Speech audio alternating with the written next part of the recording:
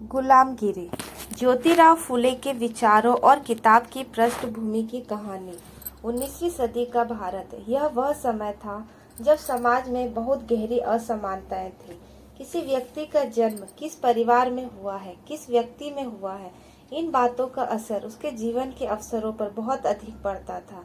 शिक्षा हर किसी के लिए आसानी से उपलब्ध नहीं थी। महिलाओं की शिक्षा को लेकर भी समाज में भारी विरोध था। निम्न जाति माने जाने वाले जातियों के लिए सामाजिक जीवन में अनेक प्रकार की पाबंदियां थी। इसी माहौल में महाराष्ट्र की धरती पर एक व्यक्ति सामने आया जिसने इन सवालों को खुलकर उठाया। उस व्यक्ति का नाम था ज्योतिराव गोविंदराव फुले। ज्योतिराव फुले केवल एक लेखक नहीं थे, वे सामाजिक सुधारक थे। वे शिक्षा को सामाजिक परिवर्तन का सबसे महत्वपूर्ण साधन मानते थे। उनका मानना था कि अगर किसी समाज को सदियों से अज्ञान में रखा गया है तो सबसे पहले उसे शिक्षा और अपने अधिकारों की समझ देनी होगी। इसी सोच ने उन्हें उस समय की सामाजिक व्यवस्था पर सवाल उठाने के लिए प्रेरित किया और इन्हीं सवालों की अभिव्यक्ति उनकी प्रसिद्ध पुस्तक गुलामगिरी में दिखाई देती है। गुलामगिरी का अर्थ है, गुलामगिरी का सामान्य अर्थ गुलामी या दास्ता, लेकिन फुले के लिए यह शब्द केवल किसी व्यक्ति को जंजीरों में बांध देने वाली गुलामी तक सीमित नहीं थी। वे एक अलग प्रकार की गुलामी की बात कर रहे थे। उनका सवाल था, अगर किसी व्यक्ति को जन्म से ही यह बता दिया जाए कि वह दूसरे से नीचा है, अगर उसे शिक्षा से दूर रखा जाए, अगर उसे सामाजिक सम्मान न मिले, अगर उसे अपने जीवन के बारे में निर्णय लेने के समान अवसर न मिले, तो क्या यह भी एक तरह की गुलामी नहीं है? यही सवाल गुलामगिरी की पूरी विचारधारा के केंद्र में है। एक सवाल से शुरू होती है कहानी। कल्पना कीजिए, एक व्यक्ति किसी दूसरे व्यक्ति के सामने बैठा है। उसके मन में बहुत सारे सवाल हैं। वह अपने समाज को देखता है और सोचता है, आखिर ऐसा क्यों है कि कुछ लोगों को पढ़ने का अधिकार है और कुछ लोगों को नहीं? ऐसा क्यों है कि किसी का जन्म उसे सम्मान देता है और किसी का जन्म उसे अपमान? अगर सभी मनुष्य एक ही धरती पर जन्म लेते हैं तो फिर मनुष्यों में इतनी ऊंच नीच क्यों? यही सवाल गुलामगिरी के संवादों में बार बार सामने आते हैं। किताब का एक महत्वपूर्ण साहित्यिक तरीका है संवाद। फुले अपने विचारों को केवल भाषण की तरह नहीं रखते, वे सवाल जवाब के माध्यम से पाठक को सोचने के लिए मजबूर करते हैं। इसी संवाद में धोंडिबा नाम का पात्र आता है। धोंडिबा सवाल करता है और फुले का पात्र उन सवालों का उत्तर देते हुए सामाजिक व्यवस्था की आलोचना करता है। इस तरह पाठक भी उस बातचीत का हिस्सा बन जाता है। धोंडिबा कौन है? धोंडिबा को किताब में एक संवादकर्ता के रूप में देखा जा सकता है। वो प्रश्न करता है, जो बातें हम बचपन से सुनते आए हैं, क्या वे वास्तव में सही है? और यही प्रश्न बहुत महत्वपूर्ण है, क्योंकि फुले की पूरी विचारधारा में एक बात बार बार सामने आती है। किसी बात को केवल इसलिए सही नहीं मान लेना चाहिए क्योंकि उसे बहुत लंबे समय से माना जाता रहा है। हमें सवाल पूछना चाहिए, हमें तर्क करना चाहिए, हमें इतिहास को समझना चाहिए और सबसे महत्वपूर्ण, हमें यह देखना चाहिए कि किसी व्यवस्था से किसे लाभ मिलता है और किसे नुकसान। फुले का बचपन और शिक्षा। ज्योतिराव फुले का जन्म 11 अप्रैल 1827 को महाराष्ट्र के पुणे में हुआ था। उनका परिवार माली समुदाय से संबंधित था। उनका जीवन उस समय की सामाजिक परिस्थितियों से प्रभावित था, लेकिन उन्हें शिक्षा प्राप्त करने का अवसर मिला और शिक्षा ने उनके विचारों को बदलने में बड़ी भूमिका निभाई। युवावस्था में उनके जीवन की एक घटना का अक्सर उल्लेख किया जाता है। वे एक ब्राह्मण मित्र के विवाह समारोह में गए थे। वहां उनके साथ उनके सामाजिक जन्म के प्रमाण के कारण अपमानजनक व्यवहार किया गया। यह घटना उनके मन पर गहरा प्रभाव डालने वाली मानी जाती है। उन्होंने महसूस किया कि केवल किसी की जाति के आधार पर उसके साथ व्यवहार बदल जाना कितना अन्यायपूर्ण है। यहीं से उनके भीतर सामाजिक व्यवस्था को समझने और उसके खिलाफ आवाज उठाने की भावना और मजबूत हुई। शिक्षा को हथियार क्यों माना? फुलों ने देखा कि समाज में अज्ञानता और असमानता का गहरा संबंध है। अगर किसी व्यक्ति को पढ़ने नहीं दिया जाएगा, अगर उसे इतिहास जानने नहीं दिया जाएगा, अगर उसे अपने अधिकारों की जानकारी नहीं होगी, तो वह अपने साथ हो रहे अन्याय पर सवाल कैसे करेगा। इसीलिए फूले और उनकी पत्नी सावित्रीबाई फूले ने लड़कियों और वंचित समुदायों के लिए शिक्षा के क्षेत्र में महत्वपूर्ण काम किया। उस समय लड़कियों की शिक्षा का विरोध करने वाले लोग भी थे, लेकिन सावित्रीबाई ने शिक्षा का काम जारी रखा। यह अपने आप में एक बड़ा सामाजिक परिवर्तन था। अब आते हैं गुलामगिरी पर। साल था 1873। इसी वर्ष ज्योतिराव फूले की पुस्तक गुलामगिरी प्रकाशित हुई। पुस्तक का नाम सामान्यतः गुलामगिरी के रूप में जाना जाता है। ये मराठी में लिखी गई थी। फूलों ने इसे केवल एक साहित्यिक पुस्तक के रूप में नहीं लिखा था, इसके पीछे एक सामाजिक उद्देश्य था। वे समाज में मौजूद जातिगत असमानता और शोषण की संरक्षण पर सवाल उठा रहे थे। अमेरिका का संदर्भ क्यों आता है, यह किताब का एक बहुत महत्वपूर्ण पहलू है। फूले ने गुलामगिरी को अमेरिका के उन लोगों के संघर्ष को समर्पित किया जिन्होंने दासता के खिलाफ लड़ाई लड़ी थी। अमेरिका में अश्वेत लोगों की गुलामी और उसके खिलाफ हुए संघर्ष से फूले प्रभावित थे। उनका विचार था कि दुनिया के अलग अलग हिस्सों में मनुष्यों को किसी न किसी रूप में दबाया गया है। अमेरिका में गुलामी का एक रूप था। भारत में उनके अनुसार जाति आधारित सामाजिक व्यवस्था ने शूद्र और अतिशूद्र लोगों को लंबे समय तक दबाया। इसी तुलना के कारण पुस्तक का नाम गुलामगिरी और भी अर्थपूर्ण हो जाता है। लेकिन फूले का असली सवाल क्या था? फूले का सवाल केवल ये नहीं था कि कौन ऊंची जाति का है और कौन नीची जाति का।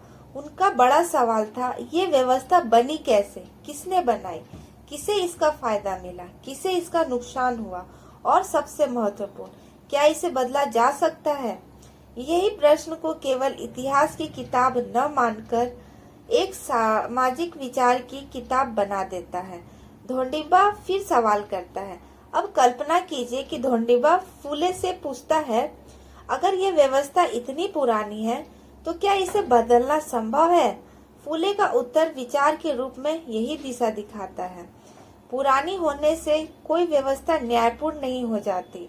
अगर कोई परंपरा किसी मनुष्य को दूसरे मनुष्य से कमतर मानती है तो उस पर सवाल किया जा सकता है। अगर कोई सामाजिक नियम किसी समुदाय को शिक्षा से दूर करता है तो उस नियम पर सवाल किया जा सकता है। अगर कोई व्यवस्था जन्म के आधार पर मनुष्य की कीमत तय करती है तो उसके औचित्य पर विचार किया जाना चाहिए। यानी फूले के लिए तर्क और विवेक बहुत महत्वपूर्ण थे। पौराणिक कथाओं पर फूले की आलोचना और गुलामगिरी की सबसे विवादास्पद हिस्सा आता है। फूले ने उस समय प्रचलित कुछ धार्मिक और पौराणिक कथाओं की अपनी व्याख्या की। उन्होंने विशेष रूप से आर्य ब्राह्मण वर्चस्व और सामाजिक सत्ता के निर्माण को लेकर सवाल उठाए। उनका तर्क था कि प्राचीन कथाओं और धार्मिक प्रतीकों का इस्तेमाल सामाजिक सत्ता को मजबूत करने के लिए किया गया। उन्होंने बलि राजा की कथा को भी अपनी सामाजिक विचारधारा में महत्वपूर्ण स्थान दिया। यहाँ यह समझना जरूरी है कि फूले की ये व्याख्या उनकी सामाजिक राजनीतिक व्याख्या थी। आधुनिक इतिहासकार इन विषयों को अलग अलग दृष्टिकोणों से देखते हैं।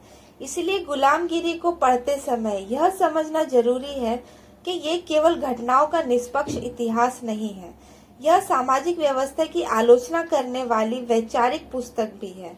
बलि राजा का महाराष्ट्र की लोक परंपरा में राजा बलि की कथा का अपना महत्व है।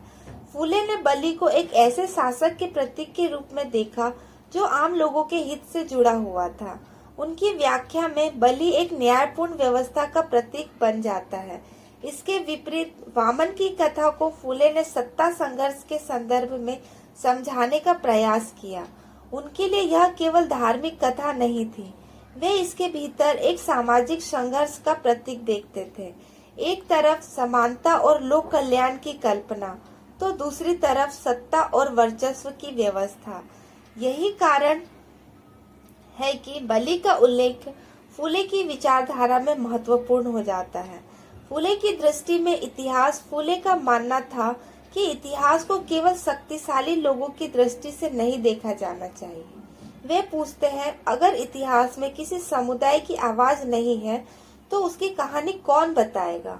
अगर किसी समाज के लोगों को शिक्षा से दूर रखा गया तो वे अपने इतिहास को लिखेंगे कैसे? अगर लिखने और पढ़ने का अधिकार कुछ लोगों के हाथ में हो तो इतिहास की व्याख्या किसके पक्ष में जाएगी? ये सवाल आज भी इतिहास पढ़ने के तरीके पर चर्चा करते हैं। सबसे महत्वपूर्ण माना जाता है शूद्र और अतिशूद्र। गुलामगिरी में शूद्र और अतिशूद्र शब्द महत्वपूर्ण है। फूले इन समुदायों को सामाजिक रूप से वंचित लोगों के रूप में देखते हैं। उनका उद्देश्य था कि ये लोग अपने ऊपर होने वाले अन्याय को समझें और संगठित हों। उनके विचार में केवल दया पर्याप्त नहीं थी, जरूरत थी शिक्षा की, आत्मसम्मान की, संगठन की, सवाल पूछने की और सामाजिक बराबरी की। महिलाओं का प्रश्न। फूले की सामाजिक सोच केवल जाति तक सीमित नहीं थी।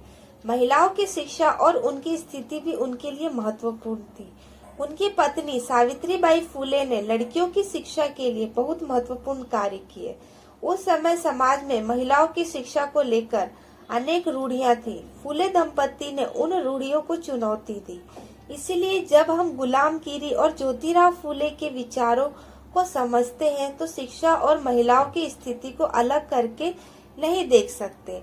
आखिर लोग आज भी गुलामगिरी पर वीडियो क्यों बनाते हैं? अब सवाल आता है 1873 की एक किताब पर 2026 में भी लोग क्यों जानना चाहते हैं? क्योंकि उसमें उठाए गए मुद्दे केवल इतिहास तक सीमित नहीं है। जाति, शिक्षा, सामाजिक बराबरी, धार्मिक व्याख्या, सामाजिक सत्ता, शोषण, आत्मसम्मान, ये सभी विषय आज भी सामाजिक और राजनीतिक चर्चा में आते हैं और गुलामगिरी इन विषयों को समझने के लिए एक महत्वपूर्ण ऐतिहासिक दस्तावेज और वैचारिक रचना है। फूले ने जो लिखा वही अंतिम और निर्विवाद इतिहास है। इसके बजाय बेहतर तरीका होगा ज्योतिराव फूले ने उस समय की सामाजिक व्यवस्था को इस दृष्टिकोण से समझाया था। एक ऐसे समय में जब जन्म के आधार पर सामाजिक स्थिति तय होती थी, ज्योतिराव फूले ने उस समय पर सवाल उठाया। उन्होंने शिक्षा को परिवर्तन का माध्यम माना। उन्होंने सावित्रीबाई फूले के साथ मिलकर शिक्षा के क्षेत्र में काम किया। उन्होंने 1873 में गुलामगिरी लिखी। उन्होंने अमेरिका में दासता विरोधी संघर्ष को पुस्तक समर्पित किया और फिर संवाद के माध्यम से एक बड़ा सवाल सामने रखा। क्या मनुष्य केवल इसलिए ऊंचा या नीचा हो सकता है क्योंकि उसका जन्म किसी विशेष समुदाय में हुआ है? यहीं से गुलामगिरी की असली वैचारिक यात्रा शुरू होती है। धोडिम्बा के सवाल और फूले के जवाब। गुलामगिरी कोई सामान्य उपन्यास नहीं है। यह संवाद और तर्क के माध्यम से लिखी गई सामाजिक वैचारिक पुस्तक है। अब कहानी आगे बढ़ती है। एक तरफ धोडिम्बा जिसके मन में सवाल है, दूसरी तरफ फूले का विचार रखने वाला पात्र जो उन सवालों के जवाब देता है। और इन सवाल जवाब के माध्यम से किताब एक बहुत बड़ा प्रश्न उठाती है। समाज में कुछ लोगों को जन्म से ही श्रेष्ठ और कुछ को जन्म से ही निम्न क्यों माना जाता है? अगर ये व्यवस्था इतनी पुरानी है तो गलत कैसे हो सकती है? धोडिम्बा के मन में एक स्वाभाविक सवाल आता है। वह सोचता है, हमारे बुजुर्गों ने जो व्यवस्था देखी वही हमने देखी।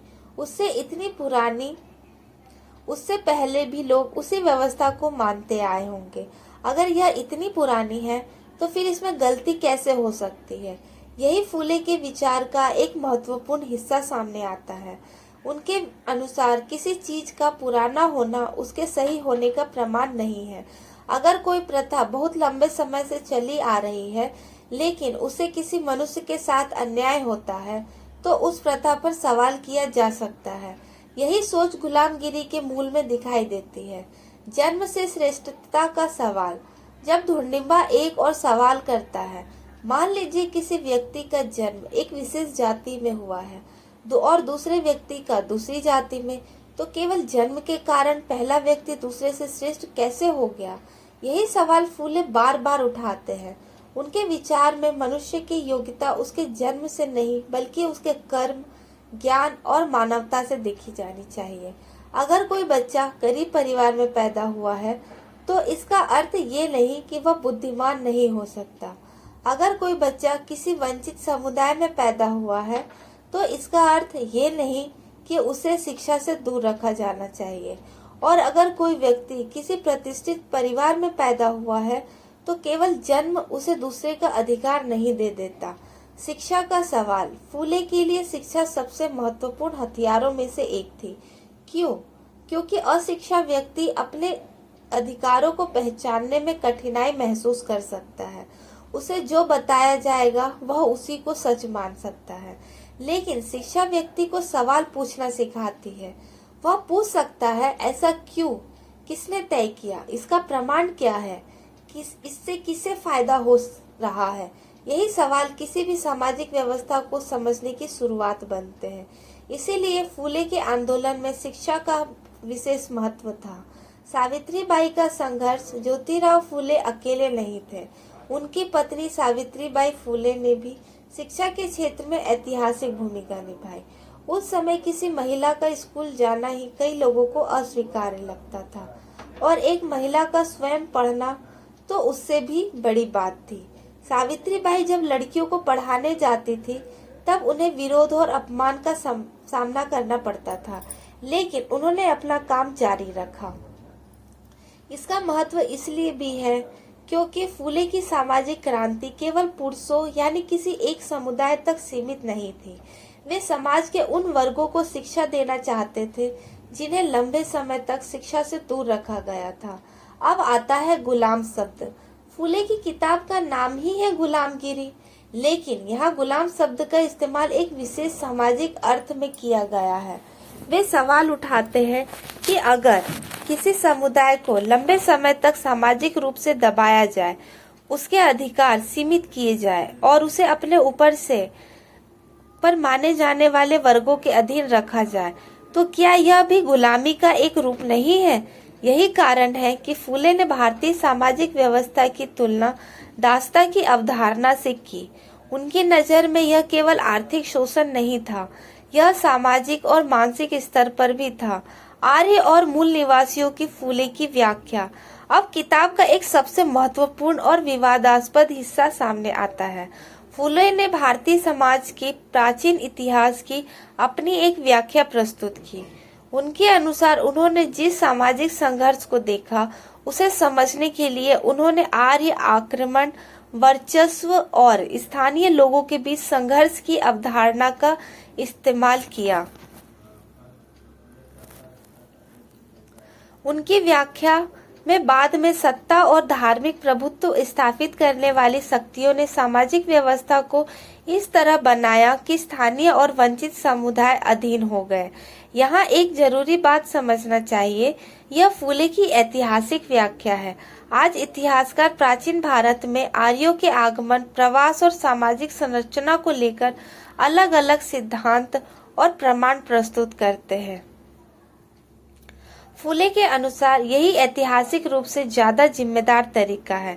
बलि राजा की कहानी। अब फूले की विचारधारा में एक महत्वपूर्ण पात्र सामने आता है, राजा बलि।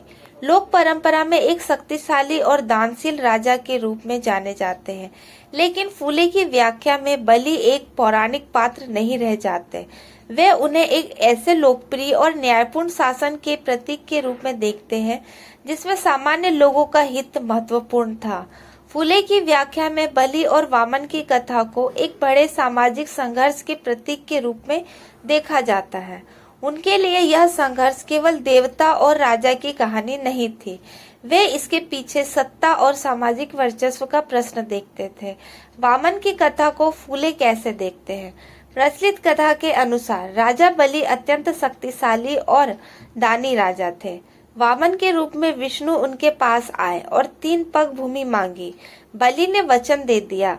फिर वामन ने विराट रूप धारण किया, 2 पग में पृथ्वी और आकाश नाप लिया। तीसरे पग के लिए बलि ने अपना सिर प्रस्तुत किया। धार्मिक परंपरा में इस कथा की अलग व्याख्याएं हैं, लेकिन फूले ने इसे अलग नजर से देखा। उन्होंने इसे सामाजिक सत्ता के संघर्ष में जोड़कर समझाया, यानी कि एक ऐसी कहानी जिसे सामान्यतः धार्मिक कथा के रूप में देखा जाता है। फूले उसमें सामाजिक इतिहास का प्रतीक खोजते हैं। कहानी के पीछे छिपा अर्थ क्या है? यही वह जगह है जहाँ गुलामगिरी रोचक हो जाती है। फुले मानते हैं कि केवल कहानी सुनना पर्याप्त नहीं है। हमें पूछना चाहिए, इस कहानी को किस तरह समझाया गया, किसे नायक बनाया गया, किसे खलनायक बनाया गया, और इस कहानी का सामाजिक प्रभाव क्या पड़ा। उनका मानना था कि धार्मिक और पौराणिक कथाओं की व्याख्याओं ने समाज की शक्ति संरचना को प्रभावित किया। परशुराम की कथा। फुले की चर्चा में परशुराम जैसे पौराणिक पात्र भी आते हैं। पुराणों में परशुराम को विष्णु का अवतार माना जाता है। कथाओं में उनके द्वारा क्षत्रियों के विनाश का उल्लेख मिलता है। फुले इन कथाओं को अपने सामाजिक संघर्ष के दृष्टिकोण से पढ़ते हैं। उनकी नजर में ऐसी कथाओं में सत्ता और सामाजिक संघर्ष की छवियां दिखाई देती है। लेकिन फिर वही बात, यह फुले की आलोचनात्मक व्याख्या है, न कि आधुनिक इतिहासकारों के बीच सर्वसम्मत ऐतिहासिक निष्कर्ष। फुले का सवाल, धर्म या सत्ता। यहाँ फुले एक और बड़ा सवाल उठाते हैं। अगर किसी धार्मिक कथा की व्याख्या का इस्तेमाल समाज में किसी समूह को श्रेष्ठ और दूसरे को निम्न साबित करने के लिए किया जाए, तो क्या हमें उस व्याख्या पर सवाल नहीं करना चाहिए? फुले का जवाब था, करना चाहिए। उनका जोर तर्क पर था। वे चाहते थे कि लोग बिना सोचे समझे किसी भी सामाजिक दावे को स्वीकार न करें। पुरोहित और सामान्य जनता। फुले ने उसे समय की पुरोहितवादी व्यवस्था की भी तीखी आलोचना की। उनका आरोप था कि धार्मिक ज्ञान और कर्म कांडों पर नियंत्रण रखने वाले वर्ग ने सामान्य लोगों की अज्ञानता का लाभ उठाया। उनके अनुसार आम आदमी को अनेक धार्मिक कर्म कांडों के लिए किसी मध्यस्थ की जरूरत बताई जाती थी और इस प्रक्रिया में आर्थिक और सामाजिक निर्भरता बढ़ती गई। फुले इस व्यवस्था को चुनौती देते थे। उनका विचार था कि मनुष्यों को अपने जीवन और धर्म के बारे में स्वयं सोचने और समझने का अधिकार होना चाहिए। क्या फुले सभी धार्मिक विश्वासों के खिलाफ थे? यहाँ एक महत्वपूर्ण अंतर समझना जरूरी है।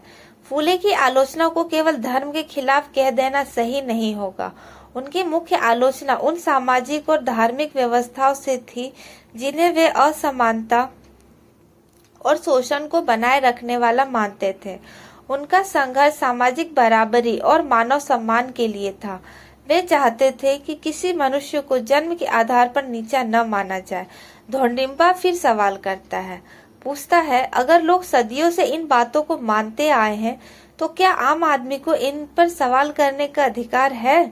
फुले की विचारधारा में उत्तर स्पष्ट है, हाँ, हर मनुष्य को सवाल पूछने का अधिकार है। ज्ञान किसी एक वर्ग की संपत्ति नहीं होती। शिक्षा किसी जाति की जागीर नहीं होनी चाहिए और सत्य की खोज करने के लिए किसी व्यक्ति को जन्म का प्रमाण नहीं चाहिए। सत्य की खोज, इसी विचार से आगे चलकर फुले ने सत्य शोधक समाज की स्थापना की। सत्य शोधक यानी सत्य की खोज करने वाला। 1873 में ही स्थापित इस संगठन का उद्देश्य सामाजिक बराबरी और रूढ़ियों के खिलाफ संघर्ष करना था। फुले चाहते थे कि लोग अपने जीवन से जुड़ी समस्याओं को स्वयं समझें और संगठित होकर उनका सामना करें। यह उनके व्यापक सामाजिक आंदोलन का हिस्सा था।